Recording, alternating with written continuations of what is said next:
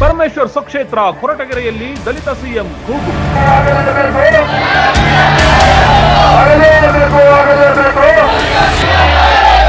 Koratagere bus ನಿಲ್ದಾಣದಿಂದ SSR ವೃತ್ತದವರೆಗೆ ಬೃಹತ್ ಮೆರವಣಿಗೆ.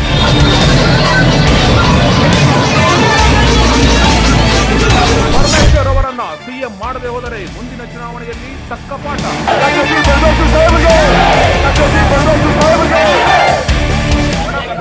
ಡಾಕ್ಟರ್ ಜಿ ಪರಮೇಶ್ವರ್ ಅವರ ಸ್ವಕ್ಷೇತ್ರ ಕೊರಟಗೆರೆಯಲ್ಲಿ ದಲಿತ ಸಿಎಂ ಕೂಗು ಎದ್ದಿದ್ದು, ಜಿ ಪರಮೇಶ್ವರ್ ಅವರನ್ನ ಸಿಎಂ ಮಾಡಿ ಎಂದು ಆಗ್ರಹ ಮಾಡುವ ಮೂಲಕ ಕೊರಟಗೆರೆಯಲ್ಲಿ ಬೃಹತ್ ಮೆರವಣಿಗೆ ಹಮ್ಮಿಕೊಳ್ಳಲಾಗಿತ್ತು.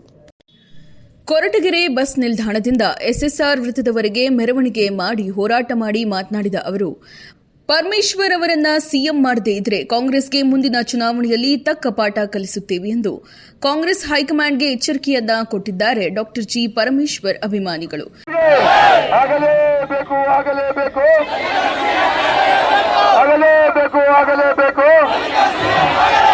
ಡಾಕ್ಟರ್ ಜಿ ಪರಮೇಶ್ವರ್ ಅವರಿಗೆ, ಡಾಕ್ಟರ್ ಜಿ ಪರಮೇಶ್ವರ್ ಸಾಹೇಬ್ರಿಗೆ, ಡಾಕ್ಟರ್ ಜಿ ಪರಮೇಶ್ವರ್ ಸಾಹೇಬ್ರಿಗೆ.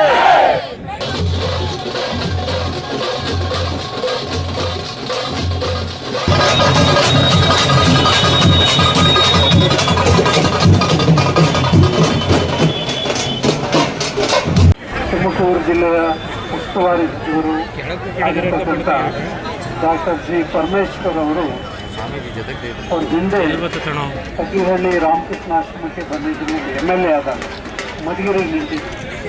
ಅವ್ರ ತಂದೆ ಗಂಗಾಧರಯ್ಯನವರು ಏನು ಹೇಳಿದ್ರು ಅಂದರೆ, ಸ್ವಾಮಿ ನಮ್ಮ ಜೀವನಕ್ಕೆ ಏನು ಕೊರತೆ ಇಲ್ಲ, ನಮಗೆ ನಮ್ಮ ಮಗ ರಾಜಕೀಯವಾಗಿ ಮೇಲೆ ಬರಲಿ, ಬಡಜನ ಸೇವೆ ಮಾಡಲಿ ಅಂತ ನಾವು ಮತ ಕೊಡಿ ಅಂತ ಕೇಳೋಕ್ಕೆ ನಿಮ್ಮ ಆಶೀರ್ವಾದ ಅಂತ ಹೇಳಿದ್ರು. ಆಗ ಪರಮೇಶ್ವರ್ ಅವರು ಮಧುಗಿರಿನಲ್ಲಿ ಗೆದ್ದರು.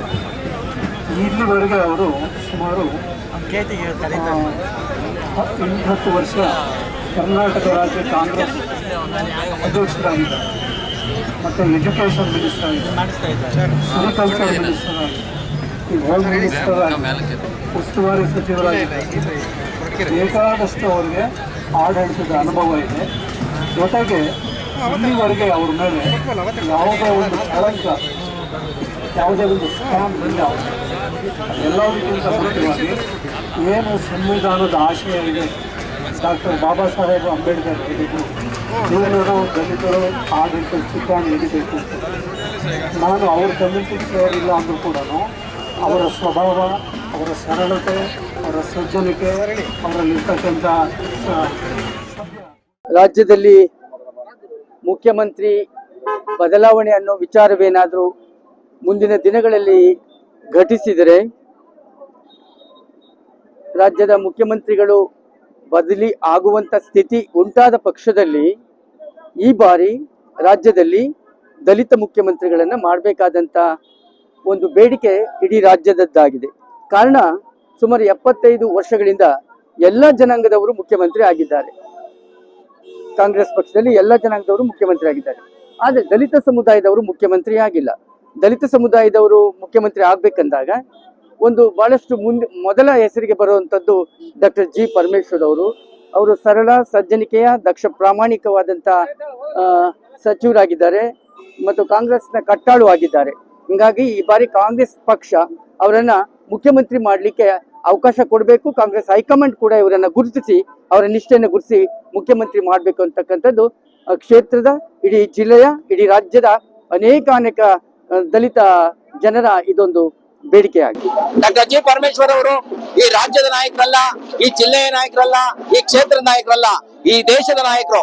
ಅಂಬೇಡ್ಕರ್ ಅನುಯಾಯಿಯಾಗಿ ಅಂಬೇಡ್ಕರ್ ಹಾಕಿದಂತ ಸಿದ್ಧಾಂತದಲ್ಲಿ, ಅಂಬೇಡ್ಕರ್ ಅವರ ಸಂವಿಧಾನದ ಅಡಿಯಲ್ಲಿ ಈ ದೇಶವನ್ನ, ಈ ರಾಜ್ಯವನ್ನ ನೋಡ್ತಾ ಇರ್ತಕ್ಕಂಥವ್ರು ಡಾಕ್ಟರ್ ಜಿ ಪರಮೇಶ್ವರ್ ಅವರು.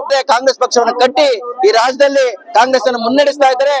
ಈ ಮೂಲಕ ನಮ್ಮ ಕೊರಟಗೆರೆ ವಿಧಾನಸಭಾ ಕ್ಷೇತ್ರದ ಎಲ್ಲ ನಮ್ಮ ಯುವಕರು ಹಾಗೂ ಎಲ್ಲ ನಮ್ಮ ಮತದಾರರು, ಕ್ಷೇತ್ರದ ಎಲ್ಲಾ ಜನಾಂಗದ ಮುಖಂಡರುಗಳು ಡಾಕ್ಟರ್ ಜಿ ಪರಮೇಶ್ವರ್ ಅವರು ಮುಖ್ಯಮಂತ್ರಿ ಆಗಬೇಕು ಅಂತ ಒತ್ತಾಯ ಮಾಡ್ತಾ ಇದ್ರೆ.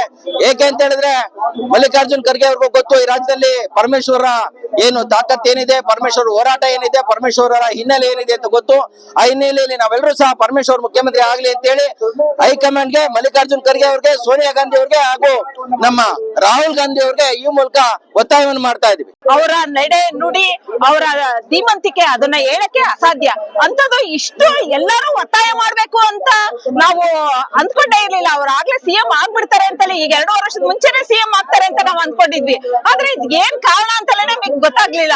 ಯಾವ ರೀತಿ ತನ್ನನ್ನ ತಾನು ಇದನ್ ಮಾಡ್ಕೋಬೇಕು ಅನ್ನೋದು ಚೆನ್ನಾಗಿ ಗೊತ್ತಿದೆ ಅವರಿಗೆ. ಎಷ್ಟು ಆತರ ವ್ಯಕ್ತಿಗಳು ಈ ದೇಶದಲ್ಲೇ ಯಾರು ಇಲ್ಲ ಅಂತ ನಮ್ಮ ಅನಿಸಿಕೆ. ಹೋರಾಟದಲ್ಲಿ ಚಿಕ್ಕತೊಟ್ಲಕೆರೆ ಅಟವಿ ಶ್ರೀಗಳು, ತಗ್ಗಿಹಳ್ಳಿ ಮಠದ ಶ್ರೀಗಳು, ಹಿರಿಯೂರು ಷಡಾಕ್ಷರಿ ಮಹಾಮುನಿಗಳು, ಕೆಪಿಸಿಸಿ ಸದಸ್ಯ ಸಿದ್ದಾಪುರ ರಂಗಶಾಮಣ್ಣ, ಬ್ಲಾಕ್ ಕಾಂಗ್ರೆಸ್ ಅಧ್ಯಕ್ಷ ಅಶ್ವಥ್ ನಾರಾಯಣ್ ಸೇರಿದಂತೆ ಇತರರು ಹಾಜರಿದ್ದರು. ಚಾಲುಕ್ಯ ನ್ಯೂಸ್, ಜನರಿಗೋಸ್ಕರ.